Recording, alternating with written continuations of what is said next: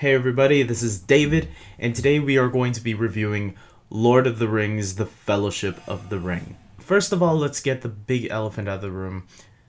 3 hours. Yes, this is a 3-hour film. Not that there's anything wrong with that, because I'm sure a lot of you have watched 3-hour films before, like Titanic, or Avatar, or The Departed, and whatever other 3-hour films there are in movie history. And there are a lot of them. Some are even longer than 3 hours. So 3 hours is not a problem.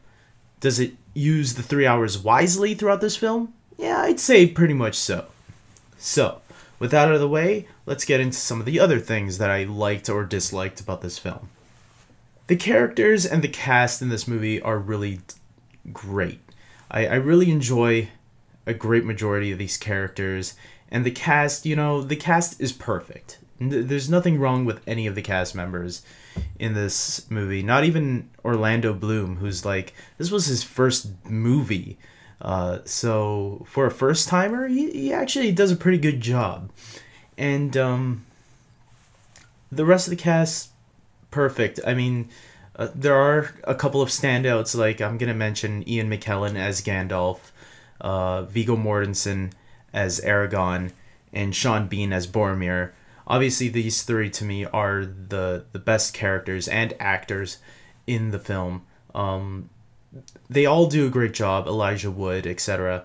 But yeah, Aragorn is probably my favorite character in the movie. I always enjoy more of the badass type of characters, and I think Aragorn plays that lone wolf type character pretty well, very well. Gandalf, Ian McKellen. Ian McKellen is great in everything he's in, and in this movie it's no exception. And it's funny too, because the year before this movie came out, he played Magneto. So to see him play Gandalf right after, we just seen him play a great villain, and now we're seeing him play a great, wise old wizard that mentors the hobbits and leads them onto this journey. Leads practically everybody, if you really think about it, because as the movie continues, he's practically giving orders to almost everybody until, obviously, spoiler alert, his big, death departure in the film. Towards the end. Not at the very end, but like, I'd say maybe 40 minutes before the end, Gandalf is killed off. It's a great moment too. I mean, Gandalf, like, he's badass. You think like an old guy badass, really? But yeah, I'd say Gandalf is like a really badass old guy. Like, if I ever become like 60 or 70 years old, I hope I'm as badass as Ian McKellen as Gandalf, because yeah, he can kick serious ass in this movie. Sean Bean, I think everybody knows what to expect from Sean Bean. He has this great depth to him where he can be a hero, but at the same time he can also be a villain. And in this movie, he's not really a villain, but he's someone that's being tortured by the ring, and the ring is trying to get him to it's trying to corrupt him to do an unthinkable thing by stealing the ring from Frodo. And when that moment happens, I think he redeems himself, obviously, at the end really well. And it's kind of sad that he didn't make it past this film. So, but hey, that's the way it goes in the books, right? So, gotta keep true, or else the fans are, gonna get pissed. Some of the characters I didn't care for. It's not that I didn't care for them, it's that they just... I didn't like their friendship. Sam and Frodo. Like I said, I don't have a problem with Frodo. I think he's a good character. Same thing with Samwise Gamgee, played by Sean Astin. I think they both do a great job playing them. I just think, character-wise, their friendship is kind of corny to me. And I know there's probably a lot of Sam and Frodo fans out there that love these two.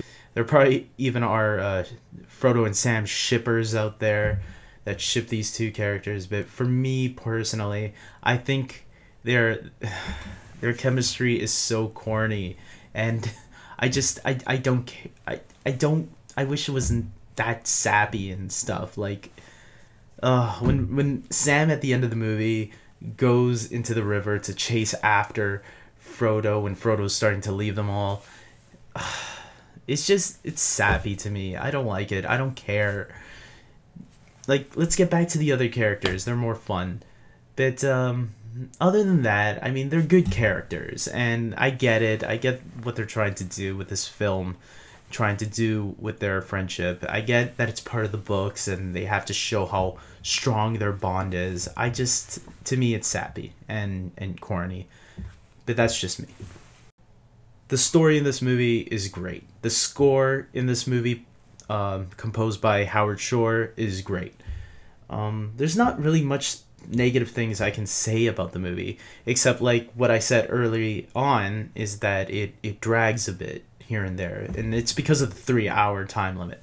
They could have shortened some things or cut out some things, but you know what? Sometimes you do need those character moments where you do need a little breather. So sometimes those scenes that take their time is giving you time to like feel for the characters. Like after Gandalf dies, it sort of slows down where because you're feeling at the same time after Gandalf dies. You're feeling that pain, that loss with the group. And I think sometimes it does need to slow down like at moments like that. But then there's times where like in the beginning it takes like there's a lot of build up and setup going on that like the Shire stuff in the beginning, like especially if you watch the extended versions, if you did not care for the regular version, the regular 3-hour theatrical version, don't watch the extended version.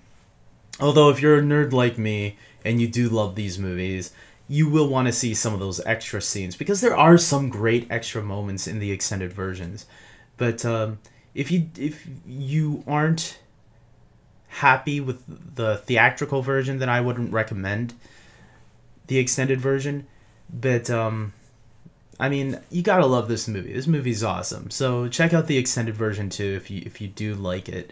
I totally recommend it. There's a lot of great scenes that are cut out from the film that I can still enjoy. But as a 3-hour version, you know, the scenes that do slow down, there's not too many of them. A lot of the scenes are really fast-paced. The action scenes are a lot of fun to watch. Everything in this movie is a lot of fun. My final thoughts on the film, I'm going to give this movie a 9 out of 10. I think this movie is great. I just feel, like I said before, it drags a bit, and that kind of is what hurts it. A little bit, though. It doesn't drag too much, but when it does, it kind of, like, you can skip a few scenes here and there that, like, you wouldn't miss much. And, but other than that, like, for a good portion of the movie is a lot of fun, and it's great storytelling, and it's great acting, and I doubt you'll be that bored with it. I mean, this is it's a great trilogy for a reason. It was nominated for an Academy Award for Best Picture for a reason. You know, the entire trilogy was nominated for an Academy Award for a reason, and the third one won for a reason. So, guys, yeah, check out The Fellowship of the Ring. It's such a great movie, and all three of them really are. And I'm going to be doing a review for all the Lord of the Rings movies, as well as the Hobbit movies, because I want to get ready for the new Hobbit film coming out this December. So stay tuned, guys. I'm going to be reviewing all the Lord of the Rings and all the Hobbits. One ring will rule them all. So get ready for this.